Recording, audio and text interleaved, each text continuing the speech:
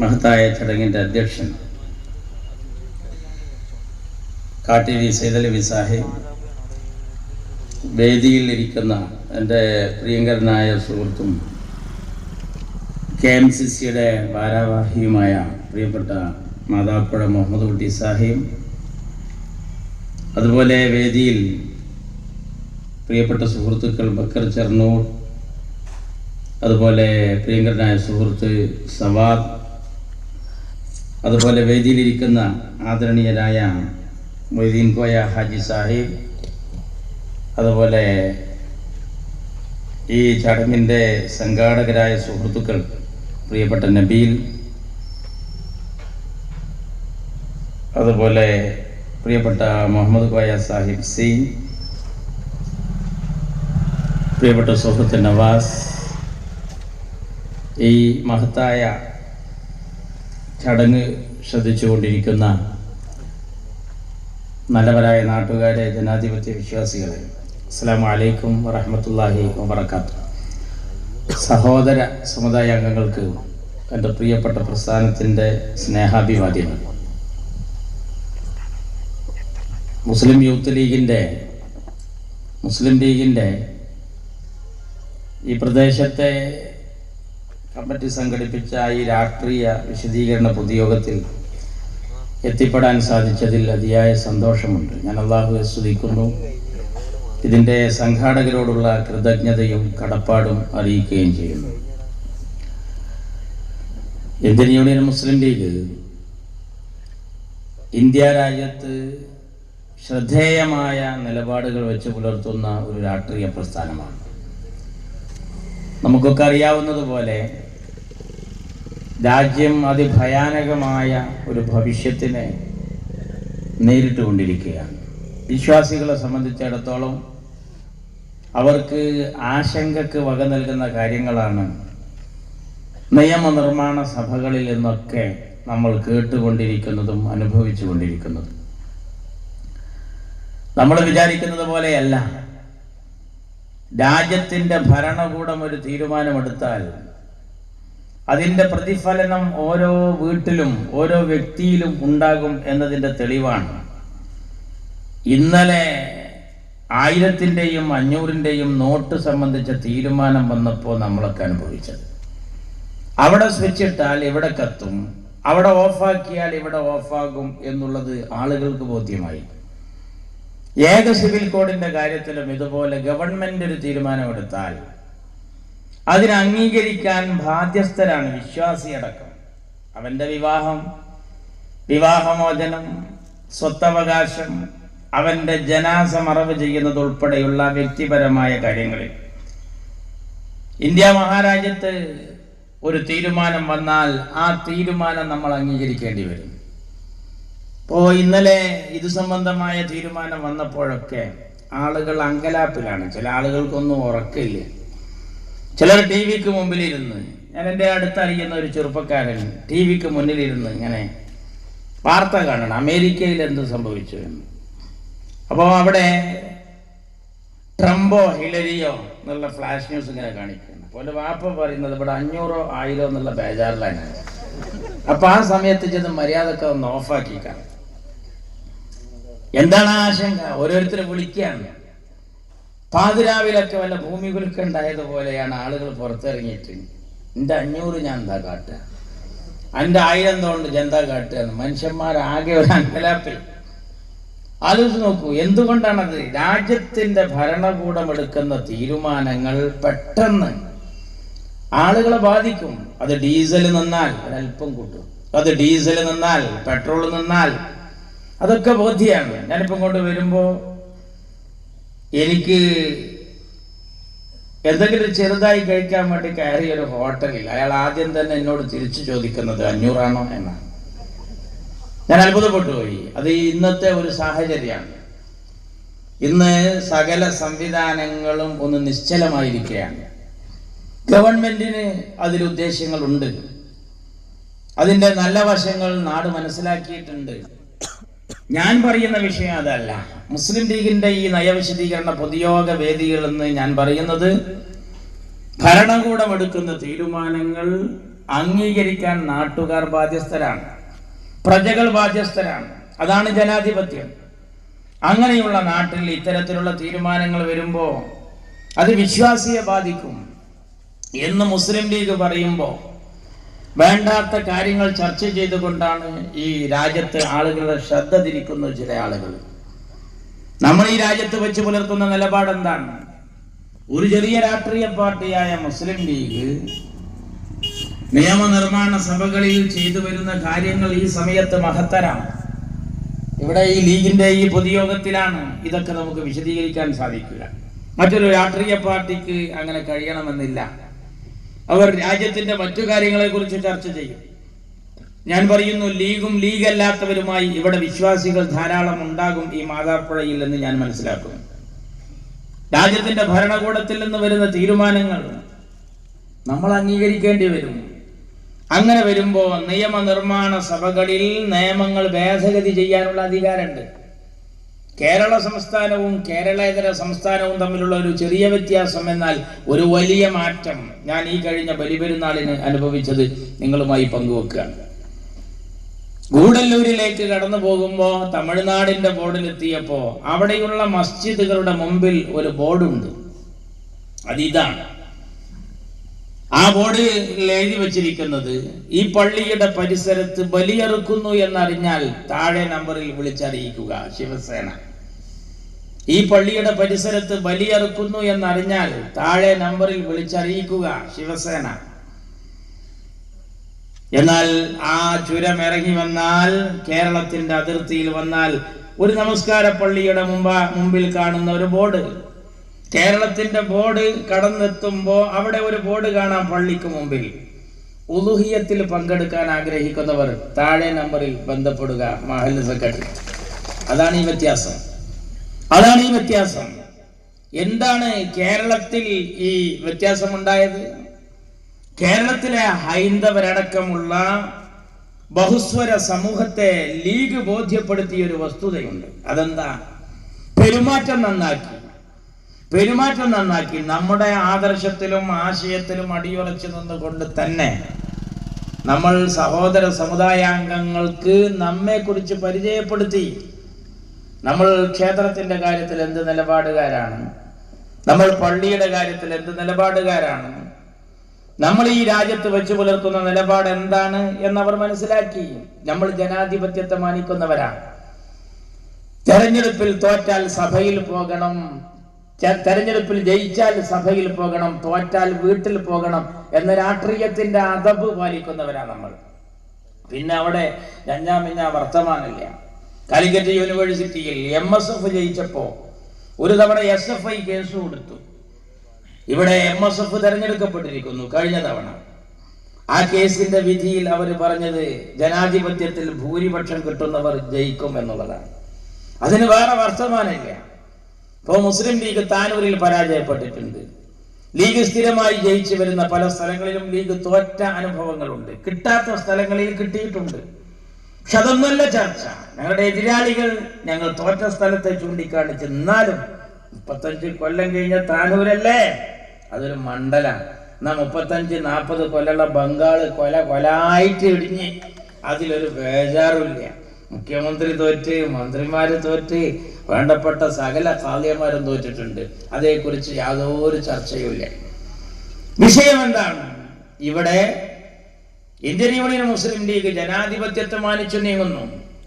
തെരഞ്ഞെടുപ്പ് കഴിയുമ്പോ ആ റിസൾട്ട് എന്താണോ അത് നമ്മൾ അംഗീകരിക്കുകയാണ്. നിങ്ങൾ കണ്ടില്ലേ, കുഞ്ഞാലിക്കുട്ടി സാഹിബ് മന്ത്രിയായിട്ട് കൈ കൊടുക്കുമ്പോൾ അച്യുതാനന്ദൻ കൈ പിറകോട്ട് വലിക്കാൻ. എന്നാൽ KT ജലീൽ കുഞ്ഞാലിക്കുട്ടിയെ മന്ത്രിയായിട്ട് അഭിവാദ്യം ചെയ്യാൻ പ്രിയപ്പെട്ട കുഞ്ഞാലിക്കുട്ടി സാഹിബ് അങ്ങോട്ട് ചെന്ന് കൈ കൊടുക്കുന്ന രംഗം. കേരളത്തിന്റെ മുഖ്യമന്ത്രി പിണറായി വിജയനെ ഇരുത്തിക്കൊണ്ട് രമേശ് ചെന്നിത്തലയും കുഞ്ഞാലിക്കുട്ടിയും പറയുന്നു, ജനാധിപത്യത്തിൽ വന്ന ഈ പ്രക്രിയയെ ഞങ്ങൾ മാനിക്കുന്നു, ഒരു മാന്യമായ പ്രതിപക്ഷമായി ഞങ്ങളുടെ പിന്തുണ ഉണ്ടാകുമെന്ന. നിങ്ങൾ ആലോചിച്ച് നോക്കൂ, പലപ്പോഴും ഇറങ്ങിപ്പോക്ക് പ്രതീക്ഷിക്കുന്ന പല ചർച്ചകളിലും ഐക്യ ജനാധിപത്യ മുന്നണി പറയുന്നത് ഞങ്ങൾ ഇറങ്ങിപ്പോകുന്നില്ല, ഇതിൽ ചർച്ച ആവശ്യമാണ്. ഓരോ വിഷയത്തിലും രാജ്യത്തെ നാറുന്ന നീറുന്ന വിഷയങ്ങളിലൊക്കെ നമ്മൾ എടുക്കുന്നൊരു നിലപാടാണ്. ആ സഹിഷ്ണുത CPM കാണിക്കുന്നുണ്ടോ? ആ സഹിഷ്ണുത BJP കാണിക്കുന്നുണ്ടോ? അവർ ഒരേ തൂവൽ പക്ഷികളാണ്. അവർ അധികാരത്തിൽ വന്നു കഴിഞ്ഞാൽ മറ്റുള്ളവരെ എങ്ങനെ നിഷ്കാസിതരാക്കാം, ഉന്മൂലനം ചെയ്യാം, ഒരു ഹിഡൻ അജണ്ടയാണ് ആ കാര്യത്തിൽ. എന്നാൽ ഇന്ത്യൻ യൂണിയൻ മുസ്ലിം ലീഗ് അവരുടെ കോട്ടക്കൊത്തളങ്ങളിൽ മര്യാദക്കാരായി, പോക്കിരിമാരായില്ല. അതുകൊണ്ട് തോറ്റുകൊടുക്കേണ്ടി വന്നു. താനൂരിൽ പല സ്ഥലങ്ങളിലും നമുക്ക് തോൽവി സംഭവിച്ചത് വഴിവിട്ട മാർഗം നമ്മൾ സ്വീകരിച്ചില്ല. എന്നാലോ ജയിക്കാൻ വേണ്ടി തെരഞ്ഞെടുപ്പിന്റെ തലേ ദിവസം അരി കൊടുത്ത മണ്ണ താനൂർ. പക്ഷെ ജയിച്ചതിന് ശേഷം സാധാരണ അരി കിട്ടുന്ന റേഷൻ ഷാപ്പിൽ പോലും അരി ഇല്ലാതായി എന്നുള്ളത് അവസ്ഥ. സെന്റും കുപ്പിയൊക്കെ ഏറ്റല്ലേ മണ്ണെണ്ണക്ക് പോണ്. LDF വരും, എല്ലാം ശരിയാകും എന്നാ പറഞ്ഞത്. ഞാൻ ഇങ്ങോട്ട് വരുമ്പോ അച്യുതാനന്ദന്റെ ഒരു ചിത്രമുണ്ട്. നിങ്ങളുടെ ഈ തൊട്ടപ്പുറത്ത് അങ്ങാടിയുടെ ആ സൈഡിൽ ഒരു ടേണിങ്. മാറി ചിന്തിക്കൂ, മാറ്റം സൃഷ്ടിക്കാം എന്നാണ് അച്യുതാനന്ദൻ. അയാളെ റൂമൊന്നും മാറ്റി ഒരു ബംഗാളിക്ക് ഒരു മാസം കൊടുക്കൂല. സാധാരണ ഒരു ബംഗാളിനോട് പറയും വരണ 1-ാം തീയതി മാറിയാൽ മതി. ഈ സാധു ഫിഡൽ കാസ്ട്രോ ആണ്, ക്യൂബയുടെ പ്രസിഡന്റാണ്. ക്യൂബയുടെ പ്രസിഡന്റ് ഒക്കെ പോട്ടെ, ഒരു ബംഗാളിലെ പണിക്കാരനായിട്ടെങ്കിലും ഒന്ന് പരിഗണിച്ചിട്ട് അയാൾക്ക് സ്വന്തം റൂമില് ഇതാ സാധു തലയണയും വായി എടുത്തിട്ട് ഒരു കിടക്കപ്പുറത്തില്ലാതെ നടക്കാൻ തുടങ്ങിയ ദിവസത്രായി. അയാള് കൈ ഉയർത്തി പറയുന്നു, മാറി ചിന്തിക്കൂ, മാറ്റം സൃഷ്ടിക്കാം. മൂപ്പർക്ക് വലിയ മാറ്റം സംഭവിച്ചത്. മൂപ്പര് ദിവസേന മാറിക്കൊണ്ടിരിക്കുക. റൂം മാറുകയാണ്, പേര മാറുകയാണ്. കിടക്കാൻ സുഖമില്ല എന്ന് പറഞ്ഞു കഴിഞ്ഞാൽ അതിലും വലിയ അന്തസ് വേറെന്താണ്? എവിടെങ്കിലും ഒന്ന് ഇരുത്തണ്ടേ? പലരും മാറി ചിന്തിച്ചു. വിചാരിച്ച പോലെയല്ല. തെരഞ്ഞെടുപ്പ് രാഷ്ട്രീയത്തിൽ വരുന്ന മാറ്റങ്ങൾ നയപരമായിരിക്കണം. ഭരണം കണ്ട് വരുമ്പോ അതിന്റെ ആഹ്ലാദത്തിൽ ലീഗുകാർക്കൊന്നും അങ്ങാടിയിലേക്ക് ഇറങ്ങാൻ കഴിയില്ല. കണ്ടില്ലേ, നിങ്ങൾ അറിഞ്ഞില്ലേ? അതുവരെ ചെങ്കൊടി പിടിക്കാത്തവനും കൂടിയും വരും. ആ ജാഥന്റെ പിന്നിൽ എല്ലാവരും ഉണ്ടാവും, പാർട്ടി ഇല്ലാത്തവനും ഉണ്ടാവും. പണ്ട് രാജവമ്പാല കടിച്ചിട്ടും മരിച്ചിട്ടും മയ്യത്ത് കൊണ്ടുപോകുമ്പോഴത്രേ ഞാഞ്ഞൂല് പറഞ്ഞത്, ഞങ്ങളെ ടീമിനേറ്റ് കളിച്ച് അങ്ങനെയൊക്കെ ഉണ്ടാവും. അങ്ങനെ കുറെ രാഷ്ട്രീയമില്ലാത്ത അങ്ങാടിയിലെ കുറെ ആൾക്കാരും അതിന്റെ പിന്നാലെ പോകും. എന്നിട്ട് അവരും പറയും, ലീഗ് തോറ്റില്ലേ, നമ്മൾ ജയിച്ചില്ലേ, അപ്പൊ നമ്മളാണ്. എന്നാ ഇപ്പൊ ഓരോരുത്തരും കണ്ടില്ലേ, KSRTC ഡീസൽ ഇല്ല, റേഷൻ ഷാപ്പിൽ മണ്ണെണ്ണയില്ല, ഓരോന്നും ഇല്ല എന്നായിക്കൊണ്ടിരിക്കുമ്പോ ഇപ്പൊ ഈ ഭരണം വരാൻ വേണ്ടി യാസീനോദിയ ആളുകൾ ഖത്തമോദമെന്ന് ഞങ്ങളെ പറയുന്നില്ലേ, ഒരു അഴുതെങ്കിലും ഓതേണ്ട സമയമാണ്. ഈ ഗവൺമെന്റിൽ നിന്ന് പ്രതീക്ഷിച്ച പോലെ കാര്യങ്ങൾ നടക്കാതെ വരുന്നു. പല കാര്യങ്ങൾ അവതാളത്തിലായിക്കൊണ്ടിരിക്കുന്നു. ചെറിയ വിഷയങ്ങളല്ല. കുറ്റവാളികളെ മുഴുവൻ ജയില് തുറന്നു വിടുന്നു. രാജ്യത്ത് അരാജകത്വം വർദ്ധിക്കുന്നു. കൊട്ടേഷൻ സംഘങ്ങൾ നിലവിലുള്ളതിന്റെ പുറമെ ഓരോ നാട്ടിലും ക്ലബ്ബുകൾ രൂപാന്തരപ്പെട്ട് അവിടെ നിന്ന് ആളുകളെ ചോദ്യം ചെയ്ത് മഹല്ല് കാരണവന്മാരോട് മോശമായി പെരുമാറി ചോദിക്കാനും പറയാനും ആളില്ലാത്ത കോലത്തിൽ നാട്ടിലെ ആളുകളെ വെല്ലുവിളിച്ച് നീങ്ങാൻ. അങ്ങനെ കൊട്ടേഷൻ സംഘം എന്ന് പറഞ്ഞൊരു ടീമിനെ ഇവിടെ സൃഷ്ടിച്ചിട്ടില്ല. ഒരു ഉമ്മയും അങ്ങനെ ഒരു മക്കളെ പെറ്റിട്ടില്ല. അത് അങ്ങനെയായി മാറുന്നതാണ്. അരാജകത്വം വളരണം. അതിനു വേണ്ടിയുള്ള എല്ലാ സാഹചര്യങ്ങളും ഒത്തിണക്കി വന്നിട്ടുണ്ട്. ഇപ്പൊ ഭരണം വന്നതുപോലെയല്ല ഈ 4 മാസം കൊണ്ടുള്ള അനുഭവം. അതിന്റെ നാട്ടിൽ നിന്ന് ഒരാൾ ഷാപ്പിലേക്ക് ഇറങ്ങി പോകുമ്പോഴേ ഓന്റെ പെണ്ണുങ്ങൾ പറഞ്ഞ് ഈ പോക്ക് നല്ല പോക്കല്ല. അപ്പൊ മൂപ്പര് പറഞ്ഞു പോക്കിനൊന്നും കുഴപ്പമില്ല, വരവാണ് കുഴപ്പമെന്നാണ്.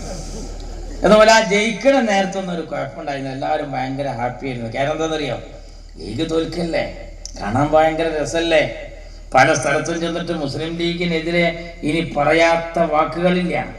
ഞങ്ങൾ കാണിക്കുന്ന രാഷ്ട്രീയ മര്യാദയൊന്നല്ല, വഴിവിട്ട മാർഗം സ്വീകരിച്ചു. എന്നാ ഇപ്പൊ കണ്ടോ, എല്ലാവർക്കും ദോഷമായ കാര്യങ്ങൾ വന്നുകൊണ്ടിരിക്കുന്നു.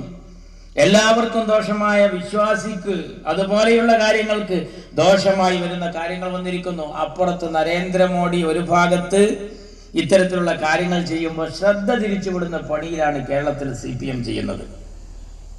നരേന്ദ്രമോദി സീറ്റിലിരിക്കാൻ നേരമില്ല, മൂപ്പര് നാടൊന്നാകെ കറങ്ങാൻ. പിണറായി അവിടെ തന്നെ ഇരിക്കുകയാണ്, എവിടേക്കും പോണില്ല. ഈ 2 വ്യത്യാസമേ ഉള്ളൂ.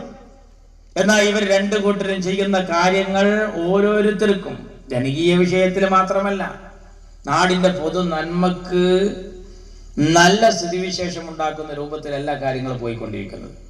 ഈ സമയത്ത് അതിന് ചുവട് പിടിച്ചുകൊണ്ട് ഇവിടെ വാദഗതികൾ വരുന്നു. എല്ലാവരും മനസ്സിലാക്കേണ്ട കാര്യമാണ്. ഏക സിവിൽ കോഡ് വന്നാൽ ആർക്കാ ഛേദം? ഇത് ഏതെങ്കിലും വസ്ത്രത്തിന്റെ ബാർകോഡല്ല ഏക സിവിൽ കോഡ്. ഏക സിവിൽ കോഡ് രാജ്യത്ത് നിയമമായി വരുമ്പോ ഇപ്പോഴത്തെ ഒരു സ്ഥിതി എന്താണെന്നറിയോ? രാജ്യസഭയിൽ ഭൂരിപക്ഷമില്ല, ലോക്സഭയിൽ പാസ്സാക്കുന്ന പലതും രാജ്യസഭയിൽ എത്തുമ്പോൾ സിക്സർ അടിച്ചു വിടുകയാണ്. രാജ്യസഭയിൽ മതിയായ ഭൂരിപക്ഷമില്ല. അതുകൊണ്ടാണ് ഈ ഹൈറായ രീതിയിൽ ഇപ്പൊ ഇന്ത്യ നിൽക്കുന്നത്. എന്നാൽ രാജ്യസഭയിലേക്ക് ഭൂരിപക്ഷം വന്നുകൊണ്ടിരിക്കുന്നു. BJP തൊട്ട് താമക്കാനില്ലാത്ത സ്ഥലത്തൊക്കെ അവരിതാ തല ഉയർത്തി വരുന്നു, താമര വിരിയുന്നു. കേരളത്തിൽ ഒരു രാജഗോപാൽ വന്നു. തീരെ ജയിക്കില്ല എന്ന് പ്രതീക്ഷിച്ച കാശ്മീരിൽ മുസ്ലിങ്ങളാണ് അധികവും. നാഷണൽ കോൺഫറൻസ് ആണ് ഇത്രയും കാലം. ഇന്ത്യൻ നാഷണൽ കോൺഗ്രസ് കടക്കാലത്തുണ്ടായിരുന്നു. ഒരു കാര്യം, മുസ്ലിം മുഖ്യമന്ത്രി അല്ലാതെ കാശ്മീരിൽ വന്നിട്ടില്ല. ഇപ്പൊ മെഹബൂബ മുഫ്തിയാണ്. BJP കാര്യമായി ചിന്തിച്ചു. 10 സീറ്റ് ഉണ്ടെങ്കിൽ 5 സ്ഥലത്ത് BJPയും 5 സ്ഥലത്ത് നാഷണൽ കോൺഫറൻസും മത്സരിക്കുക. അവിടെ നിങ്ങൾക്ക് ഞങ്ങളുടെ പിന്തുണ, ഇവിടെ ഞങ്ങൾക്ക് നിങ്ങളുടെയും പിന്തുണ. ഒരു മ്യൂച്വൽ അണ്ടർസ്റ്റാൻഡിങ് നടത്തി. ഇതിന്റെ ഫലമായി തീരെ പ്രതീക്ഷയില്ലാത്ത കാശ്മീരിൽ BJPക്ക് MLA-മാരുണ്ടായി. ഇതിന്റെ പ്രാതിനിധ്യമാണ്, MP-മാരുണ്ടായി. ഇതിന്റെ പ്രാതിനിധ്യമാണ് ഇനി രാജ്യസഭയിൽ വരാൻ പോകുന്നത്. അപ്പൊ ഈ മാഞ്ഞാളം കൊഞ്ചലൊക്കെ മാറും.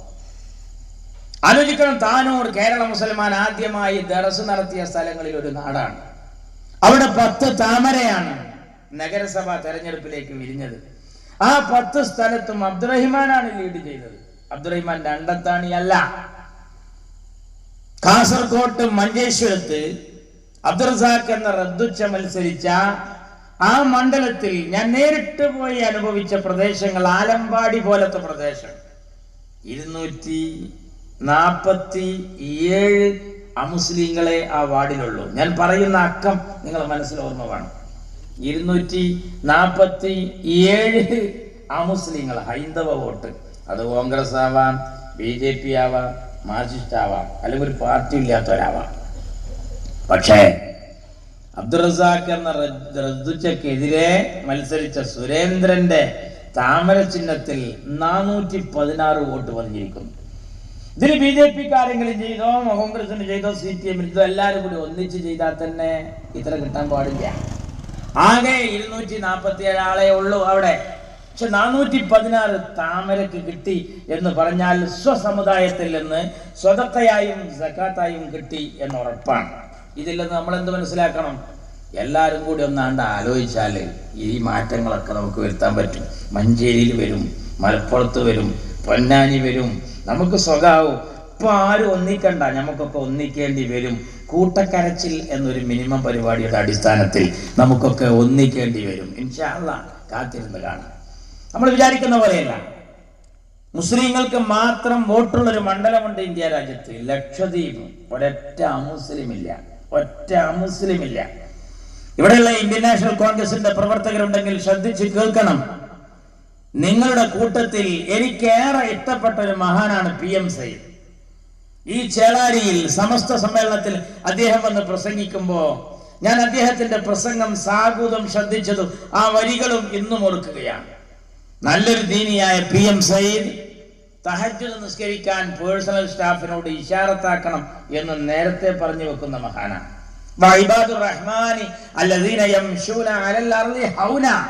അള്ളാഹുവിന്റെ അടിമകൾ അവന്റെ ഭൂമിയിൽ നടക്കുക നിസ്സാരക്കാരായ നിലയിലാണെന്ന്. എന്താ പറയാ, അദ്ദേഹം തുപ്പുമ്പോ ഇടത് ഭാഗത്തേക്ക് തുപ്പും. ഞാൻ അദ്ദേഹത്തെ ശ്രദ്ധിച്ചിട്ടുണ്ട്. ലക്ഷദ്വീപുകാര് എന്റെ വീട്ടിൽ വരാറുണ്ട്, ലക്ഷദ്വീപിലേക്ക് എന്നെ ക്ഷണിച്ചിട്ടുണ്ട്.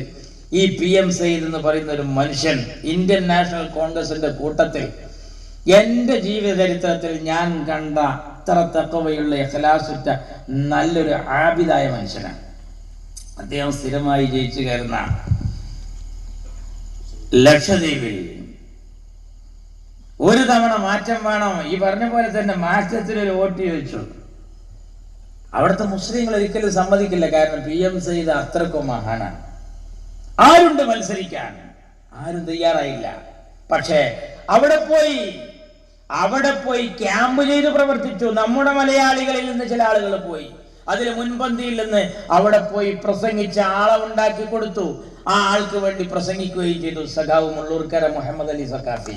ഞാൻ അദ്ദേഹത്തിന്റെ പേരിന്റെ കൂടെ സഖാവ് എന്ന് ചേർത്തത് ആക്ഷേപിക്കാനല്ല, ഞാൻ ഇവരൊക്കെ ആദരിക്കുകയും മാനിക്കുകയും ചെയ്യുന്ന കൂട്ടത്തിൽപ്പെട്ട ഒരു വ്യക്തിയാണ്. പക്ഷേ മുള്ളൂർക്കര മുഹമ്മദ് അലി സഖാഫിയുടെ മുമ്പേ സഖാവ് എന്ന് വിളിച്ചില്ലെങ്കിൽ അദ്ദേഹത്തിന് എന്നോട് ദേഷ്യം ഉണ്ടാവും. കാരണം അദ്ദേഹം മുള്ളൂർക്കര ബ്രാഞ്ച് കമ്മിറ്റി CPM-ന്റെ ഭാരവാഹിയാണ്.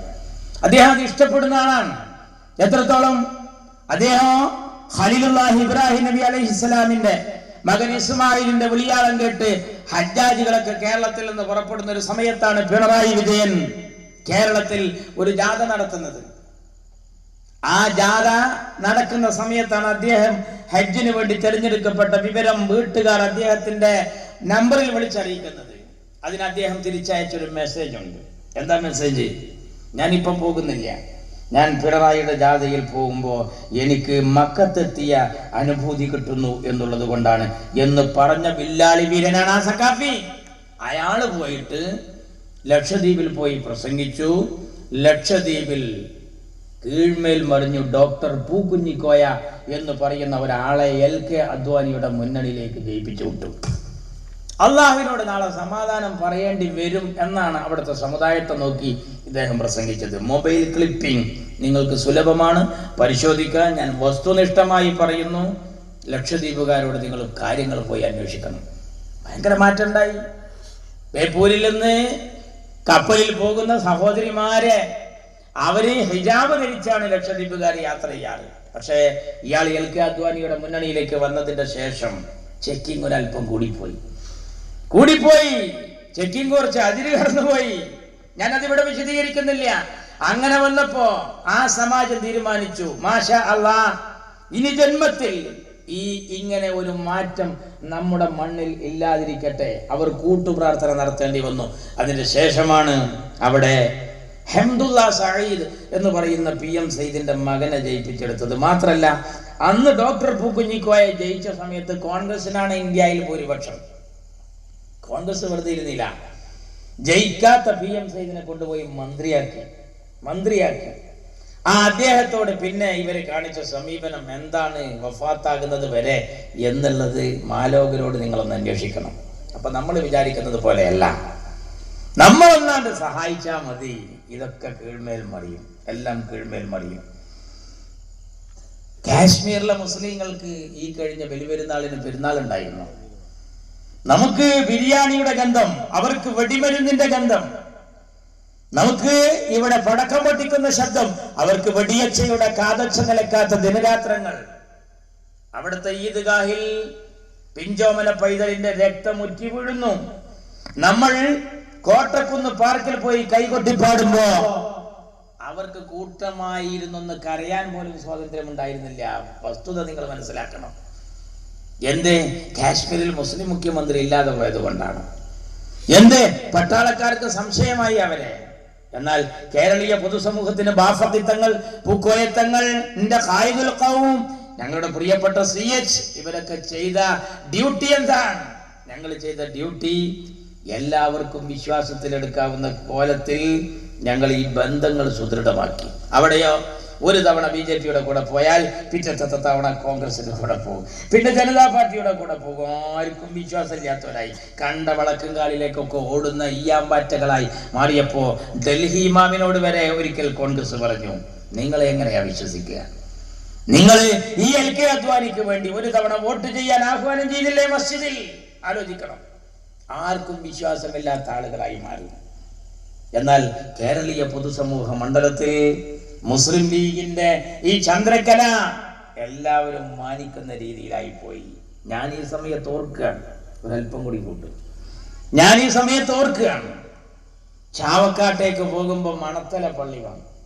മണത്തല പള്ളിയുടെ മുമ്പിൽ ഒരു കലാപം വന്നു. അതിന്റെ കാരണം ഞാൻ പറയുന്നില്ല. ആ കലാപകലുഷിതമായ അന്തരീക്ഷം കേളപ്പജിയെ വിളിച്ചു കൊണ്ടുവന്നത്. കേളപ്പജി വന്ന് കാറിറങ്ങേണ്ട താമസം സ്വന്തക്കാര് തന്നെ കൂക്കി വിളിച്ചു. പക്ഷേ ആ സമയത്ത് ആ കേളപ്പജി മനസ്സുകൊണ്ട് ആഗ്രഹിക്കുകയാണ്. ഞാൻ ഇത്തരം സമയങ്ങളിൽ ഓർക്കുന്ന ഒരു പേരുണ്ട്. ആരാ? ബാഫഖി തങ്ങൾ എന്ന പേര്. ആ മഹാൻ ഇന്ന് എവിടെയാണ്? ഫോൺ വ്യാപിച്ചിട്ടില്ലാത്ത കാലം, അധികമൊന്നും ലാൻഡ് ലൈൻ വീടുകളില്ലാത്ത കാലം. ആ സമയത്താണ് വന്യരായ ബാഫഖി തങ്ങൾ എന്തോ ഒരു മിന്നാമിനിങ്ങിന്റെ നുറുങ്ങുവട്ടം പോലെ വെളിയങ്കോട് മഖാമിന്റെ പരിസരത്ത് എത്തിയിട്ടുണ്ട് എന്ന വിവരം. തങ്ങൾ പോകുന്നത് തെക്കൻ കേരളത്തിലേക്കാണ്. അപൂർവം ചില കാറുകളിൽ ഒരു കാറ്